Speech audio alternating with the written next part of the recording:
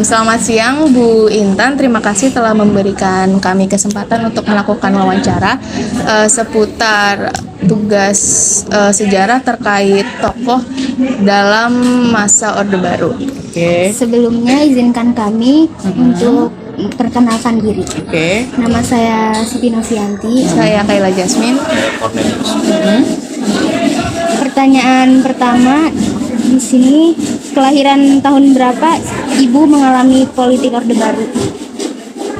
Kelahiran saya 1971. Kalau awal-awal Orde Baru tentu saya belum lahir, ya. Tapi kan Bapak Soeharto itu memerintah selama 32 tahun. Ya betul. Nah, berarti dalam perjalanan itu ya saya sedikit banyak mengalaminya. Berarti umur berapa tuh? Oh, waktu apa tuh? Umur mulai tertarik sama politik Mengetahui masa Orde Baru. Saya mulai tahu politik itu ya pertama kali ikut pemilu. Saya lupa ya pemilu. Saya kalau tidak salah milih pertama di usia 19 yang ada pemilu itu, ya. Nah, Lalu pada masa-masa tersebut kebijakan apa sih yang Ibu rasakan selama politik Orde Baru? kebijakan ini dalam rangka politik ya. Ya, atau yang Ibu rasakan selama Ya yang jelas politik pada masa itu kan tidak sedemokratis sekarang ya, yang begitu terbuka orang liberal gitu kan ya. Ya pada masa itu kita agak sulit ya sama aja sih sekarang juga agak sulit mengeluarkan pendapat gitu ya. Dan juga pada masa itu kan kalau kita bicara medianya nggak seperti sekarang yang gampang menyuarakan gitu kan dengan berbagai platform gitu kan. Kalau dulu terbatas satu ya, kemudian kita nggak, kalau menurut saya sih kita nggak terlalu dalam-dalam banget mengetahui itu pejabat-pejabat menteri-menteri itu bagaimana gitu. Kita tahunya paling ketika sudah di televisi mengumumkan kebijakan atau di surat kabar kayak gitu kan. Kalau sekarang kan istilahnya orang curi star aja kita udah tahu untuk kampanye kan gitu kan. Memang beda seperti itu gitu. Nah, seperti yang Ibu ketahui kan di dunia perpolitikan pada zaman Orde Baru hanya ada 3 partai ya.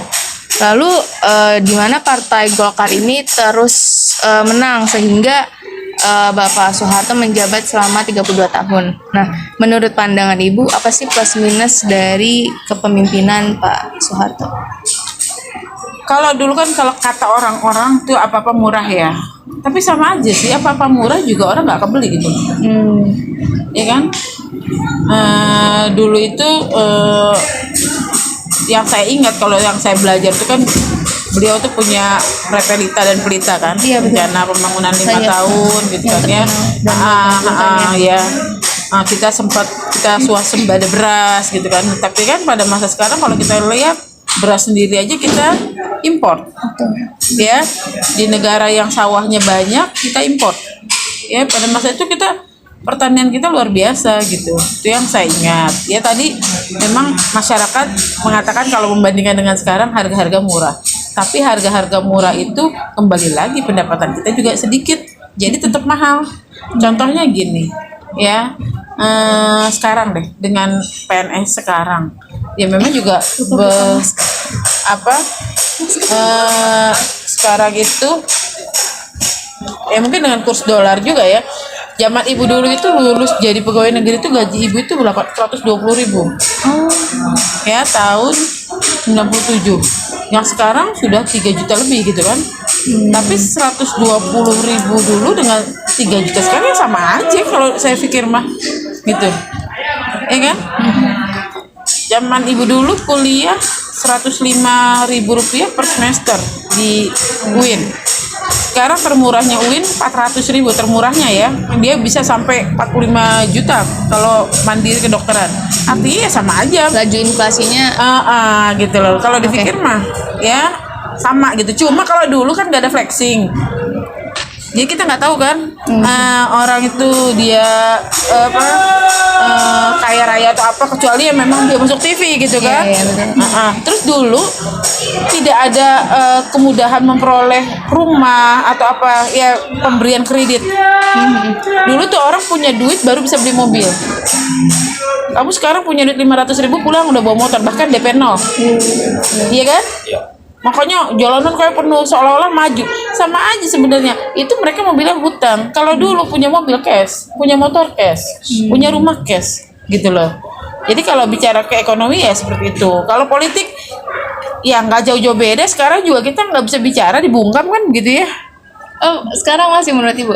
Masih lah, tetap aja kebebasan kita tuh tidak sebebas-bebasnya. Karena kalau pun bebas banget ya, kita bukan Amerika ya. Liberal. Itu bisa benar-benar terjadi gontok-gontokan, ya kan? Bisa demo terus, kita bisa nggak bekerja. Sebenarnya sih ada positifnya juga, nggak terlalu bebas. Karena akhirnya orang jadi sembarangan. Ya netizen sekarang kan mulutnya luar biasa. Gitu. Oke, baik, lanjut. Cornel, apa ada yang ingin ditanyakan? Ya, terkait dengan tragedi yang cukup terkenal Petrus di tahun 80-an, apakah Ibu bisa memberikan gambaran terkait sesuai Tahun 80-an tuh saya masih SD ya, tapi saya udah dengar Petrus karena saya rajin baca koran dulu. Kita baca koran lah ya.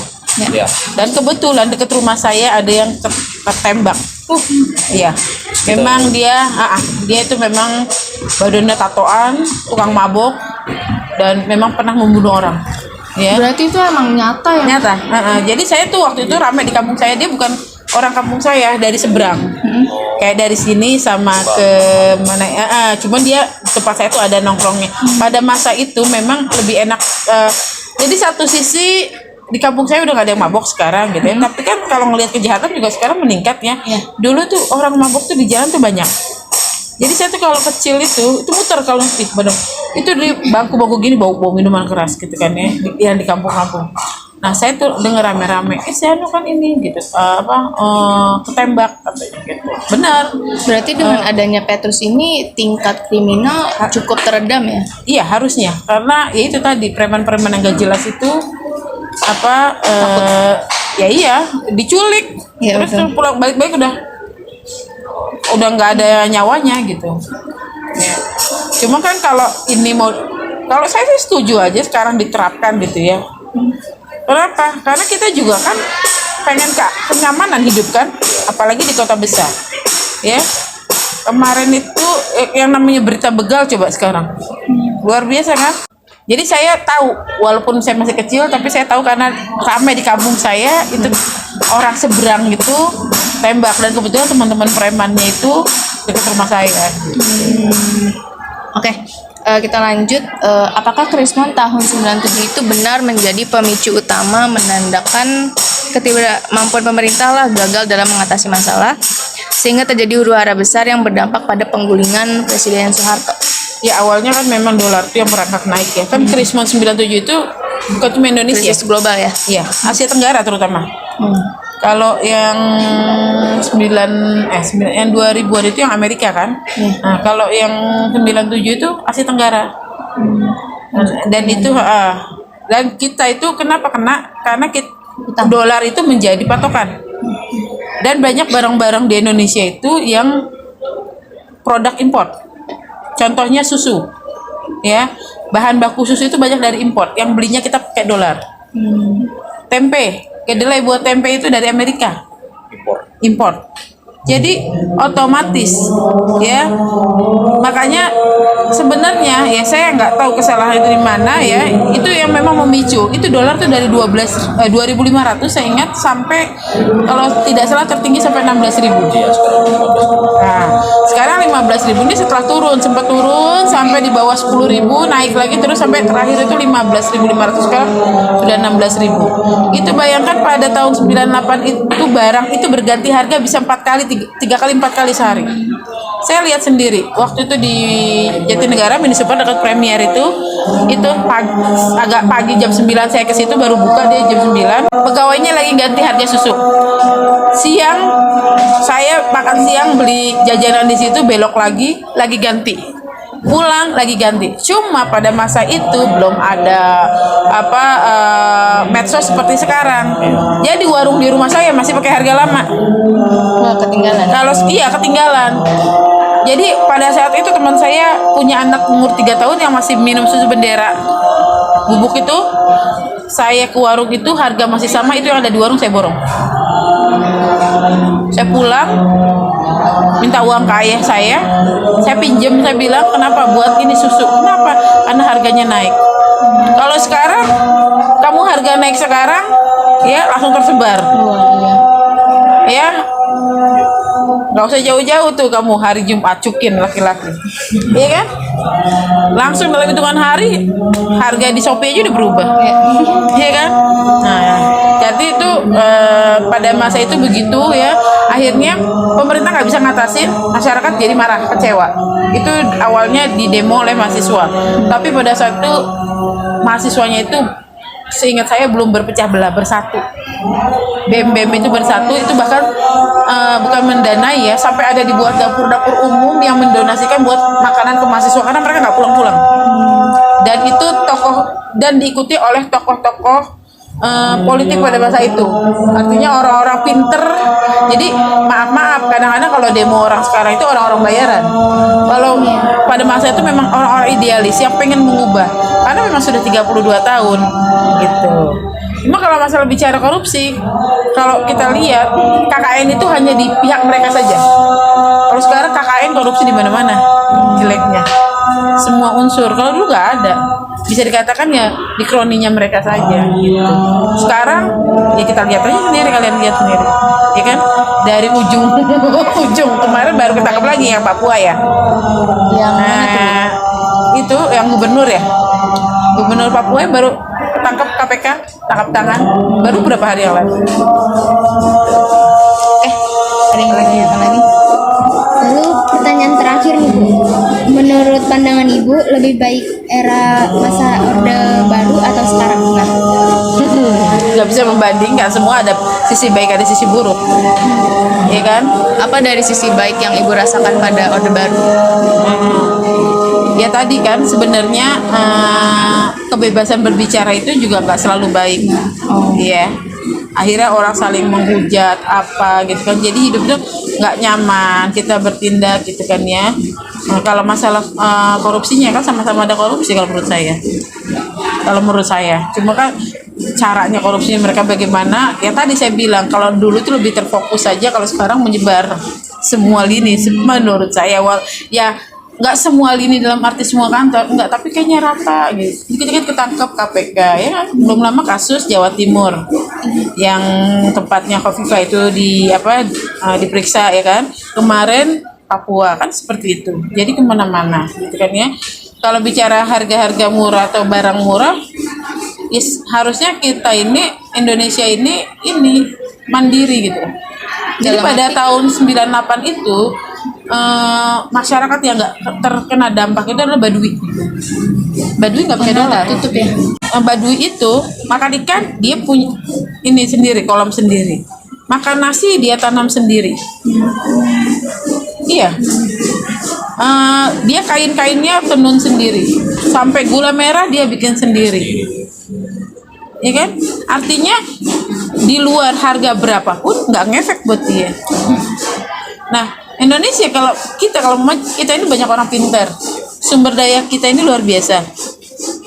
Bandingkan ya dengan Malaysia, ya dengan Singapura, apalagi nggak punya sumber daya alam kan? Tapi kenapa Singapura itu PAD-nya jauh, termasuk negara maju dia. Dia itu kalau saya tidak salah, apakah udah turun atau naik? PAD-nya itu masih peringkat 4 di dunia. Singapura itu sama Jakarta gedean mana? Gedean Jakarta. Iya kan? Iya. Tapi ekonominya dia kalau bicara Singapura orangnya dikit 4 juta. Anggap deh Jakarta 11 juta. Sama dibandingkan dengan Singapura. Tapi di Jakarta maaf, masih banyak yang di bawah ekonominya kan? Kayak gitu.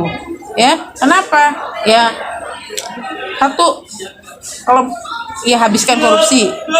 Kalau mau mencontoh Cina, kita di sini mayoritas orang Islam ya, sorry Cornelius ya. Dalam Islam itu kan juga mencuri potong tangan. Di Cina itu kan korupsi dibunuh, ya kan, hukum mati. Kalau koruptornya dihukum mati, duitnya dikembalikan kepada rakyat, ya, akhirnya bisa mengurangi hutang negara, bisa rakyat itu sebenarnya nggak perlu disubsidi. Kalau mereka sudah mendapat kecakapan, mereka bisa menghasilkan sendiri, gitu kan.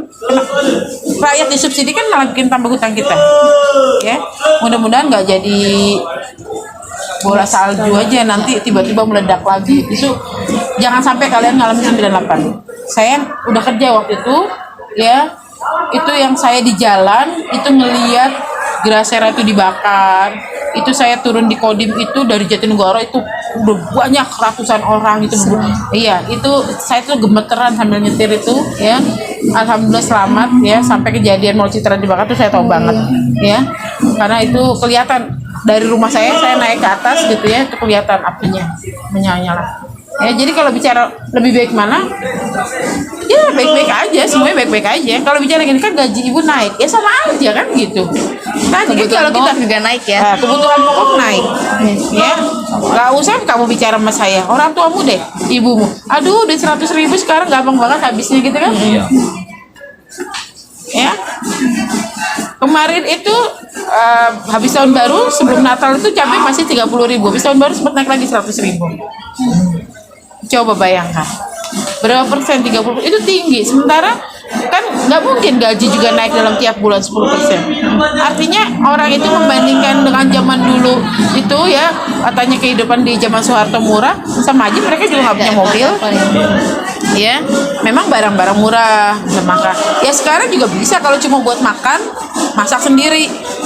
Tapi kondisi lagi kota besar, kita lebih seneng GoFood, ya kan? Iya kan? Bikin sayur asem 50.000 udah ada lauk-lauk pauknya. Beli GoFood 50.000 paling baru apa? Iya kan? Paling kalau buat keluarga kita bicara ya, bukan buat pribadi ya.